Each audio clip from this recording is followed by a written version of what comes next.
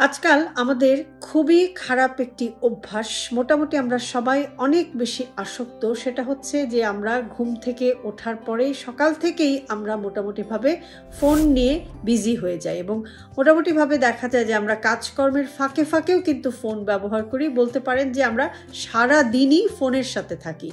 এই যে continuous non stop phone ব্যবহার বা সেলফোনের ইউজ, এটা কি আমাদের শরীরের জন্য ভালো? না, এটা আমাদের শরীরের জন্য ভালো না। বিশেষ করে এটা কিন্তু আমাদের ব্রেইনের উপরে এর একটা কিন্তু মারাত্মক প্রভাব রয়েছে। যেমন ধরুন, আমরা যদি যখন আমরা এরকম অতিরিক্ত সেলফোন ব্যবহার করি, তখন দেখা যায় যে আমাদের ব্রেইন থেকে ডোপামিন হরমোনটা রিলিজ হয় এবং এই ডোপামিন হরমোনটা একসময় কিন্তু ওভার ফ্লাডেড হয়ে যায় এবং এই ওভার ফ্লাডেড বা অতিরিক্ত এটা কিন্তু রিলিজ হয় এবং সে কারণে দেখা যায় যে আমাদের ব্রেইন একটা সার্বিকভাবে অস্থিরতায় পড়ে যায়। আপনি যখন কোনো কাজ করেন, এই অস্থিরতার কারণে আপনি সেই কাজটার একটা তাৎক্ষণিক রেজাল্ট চান। আবার দেখা যায় যে আপনি কোনো কিছুকেই কিন্তু কোঅর্ডিনেট করতে পারছেন না, এরকমও হয়। আবার আপনি খুব স্থিরভাবে চিন্তা করতে পারছেন না, আপনি কোনো প্রবলেম সলভ করতে পারছেন না, আপনি কোনো ক্রিটিক্যাল থিঙ্কিং কিন্তু আপনি পারছেন না। তো এই জাতীয় যে সমস্যাটা হয়, সার্বিকভাবে ওভারঅল এই ডোপামিন হরমোনটা কিন্তু ব্রেইনটাকে একটা এক্সট্রা লোডের মধ্যে ফেলে দেয় এবং এই বাড়তি চাপটা কিন্তু ব্রেইনটা একসময় আর নিতে পারে না। তো এটা একটা সমস্যা। আরেকটা হচ্ছে যে আমরা সোশ্যাল মিডিয়াতে যদি আপনি কন্টিনিউয়াস থাকেন, তাহলে দেখবেন যে নিউজ ফিডে অনেক ধরনের নিউজ আসছে, রিলস, স্টোরি, অনেক ধরনের ইনফরমেশন আপনি পাচ্ছেন এবং এই কন্টিনিউয়াস নিউজগুলো দেখতে দেখতে বা কন্টিনিউয়াস ভিডিওগুলো দেখতে দেখতে বা সোশ্যাল মিডিয়ায় কন্টিনিউয়াস থাকতে থাকতে, সেলফোন কন্টিনিউয়াস ব্যবহার করতে করতে আমাদের যেই জিনিসটা হয় সেটা হচ্ছে যে আমরা সেলফোনের তো ব্যবহার আজকাল আসলে সোশ্যাল মিডিয়া ভিত্তিকই, তাই না? তো আমরা দেখি যে আমরা অনেক ধরনের সংবাদ দেখি, অনেকের অনেক ইনফরমেশন দেখি। অনেক সময় দেখা যায় যে অনেকের পার্সোনাল লাইফ দেখে আমরা ফ্রাস্ট্রেটেড হয়ে যাই, আমরা নিজের সাথে সেটাকে কম্পেয়ার করা শুরু করি এবং অনেকেই তো আসলে বেশিরভাগ মানুষই তো ফেসবুকে সঠিক পার্টটা কিন্তু আমরা উপস্থাপন করি না। অনেক সময় আমরা আমাদের শুধু ভালো পার্টটাই দেখানোর চেষ্টা করি। অনেক সময়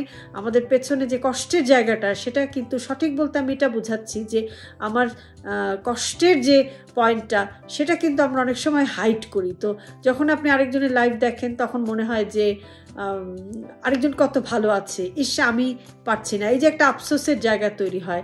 আবার অনেক সময় কিন্তু অনেক ধরনের নেগেটিভ নিউজও আসে, যেটা কিন্তু আমাদেরকে অনেক বেশি অস্থিরতার মধ্যে ফেলে দেয়, অনেক বেশি অ্যাংশাস করে এবং আমাদের ব্রেইন থেকে যে অক্সিটোসিন হরমোনটা রিলিজ হয়, সেটাও কিন্তু তখন একটা অস্থিরতার মধ্যে পড়ে যায় বা সেটার ইমব্যালেন্সটাও কিন্তু তখন তৈরি হয় এবং যেটা কিন্তু সার্বিকভাবে আমাদের ব্রেইনের উপর একটা চাপ ফেলে। আরেকটা জিনিস হচ্ছে যে কন্টিনিউয়াস এই ফোন ইউজ করা বা কন্টিনিউয়াস সোশ্যাল মিডিয়া থাকা, যেটা কিন্তু আপনার ব্রেইনটাকে একটা পর্যায়ে এসে ফ্যাটিগড করে ফেলে, অর্থাৎ একটা নির্জীবতা বা একটা নিষ্ক্রিয়তার মধ্যে ফেলে দেয়। এখন সমাধান কি?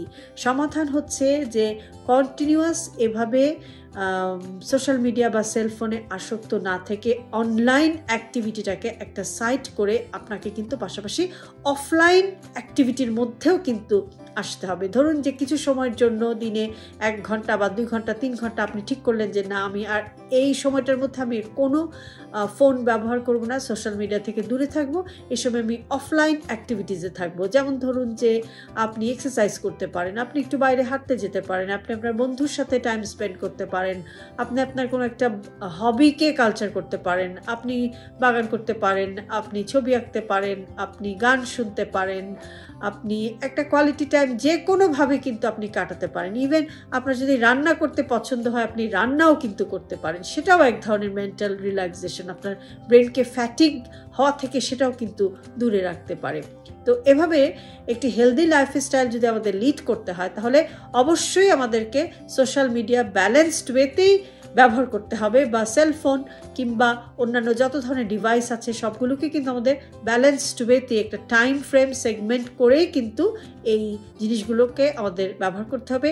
এটা আমি কখনোই বলবো না যে আপনি সেলফোনের ব্যবহার বন্ধ করে দেন অথবা সোশ্যাল মিডিয়া থেকে দূরে চলে যান, কেননা এগুলো হচ্ছে কমিউনিকেশন এবং ইনফরমেশনের সোর্স। আমরা যদি এগুলো থেকে দূরে চলে যাই তাহলে আমরা পুরো ওয়ার্ল্ড থেকে কিন্তু অনেক পিছিয়ে যাব। এবং এই যে সোশ্যাল মিডিয়ার কল্যাণে আজকে আমরা এত বেশি কানেক্টেড, দেশ বিদেশ সব জায়গায় আমরা প্রতি মুহূর্তের জন্য কানেক্টেড, এই কানেক্টিভিটিটাও তো আমরা হারিয়ে ফেলবো। সেটা করা যাবে না, কিন্তু একটা চেক অ্যান্ড ব্যালেন্সের মাধ্যমে কিন্তু আপনাকে এই সোশ্যাল মিডিয়া ব্যবহার করতে হবে বা সেলফোন ব্যবহার করতে হবে কিংবা অন্য যত ধরনের ডিভাইস আছে সেগুলো আপনাকে ইউজ করতে হবে। সবসময় মনে রাখবেন যে কোনো জিনিসের একটি ভালো ফলাফলের জন্য সবসময় আপনাকে কিছু সময় কিছু জিনিস কিন্তু আপনাকে স্যাক্রিফাইস করতে হয় এবং একটা চেক অ্যান্ড ব্যালেন্স করে কিন্তু আপনাকে একটা হেলদি লাইফ মেনটেন করতে হয়। ভালো থাকবেন সবাই।